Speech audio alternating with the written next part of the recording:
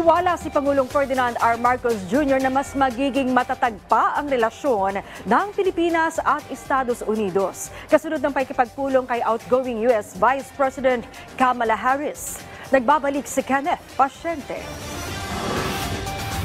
Kumpiyansa si Pangulong Ferdinand R. Marcos Jr. na mas mapatatatag pa ang alyansa sa pagitan ng Pilipinas at Estados Unidos kahit pa magbago ang liderato nito. Ipinunto yan ng Pangulo sa naging pag-uusap nila ni U.S. Vice President Kamala Harris sa pamamagitan ng phone call. Kabilang sa ipinunto ng Pangulo na mahalagang progresong nakamit sa bilateral relations nito sa U.S. ay ang ekonomiya, diplomasya, depensa at seguridad. Mahalagaan niyang pundasyon ito kaya naniniwala ang Chief Executive na mapapalago pa ito sa pamamagitan ng pagpapalakas ng ugnayan ng dalawang bansa na magreresulta sa pagtataguyod sa magkaparehong prinsipyo nito, lalo na sa usapin ng international law. Binigyang diin naman ni Harris ang kahalagahan ng patuloy na suporta ng US sa Pilipinas, lalo na sa patuloy na agresyon ng China sa West Philippine Sea. Inalala rin nito ang kanyang pagbisita sa Pilipinas na nagpatibay anya ng determinasyon ng US na suportahan ang bansa sa aspeto ng seguridad at kasaganaan.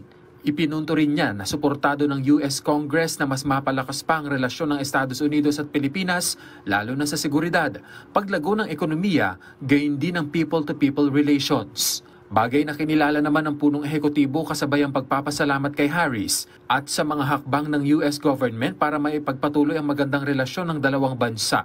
Binigyang diin din niya ang naging papel ng Amerika para baguhin ang sitwasyon, hindi lamang sa South China Sea, kundi pati na sa Indo-Pacific region.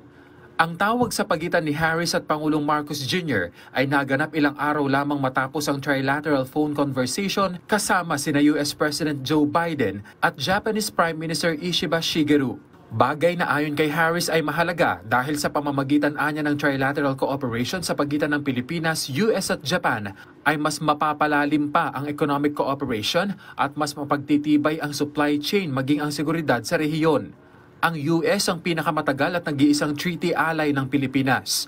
Ang bilateral defense at seguridad ang pangunahing haligi ng ugnayan ng dalawang bansa na patuloy na isinasagawa sa ilalim ng Mutual Defense Treaty, Visiting Forces Agreement, Enhanced Defense Cooperation Agreement at iba pang bilateral agreements.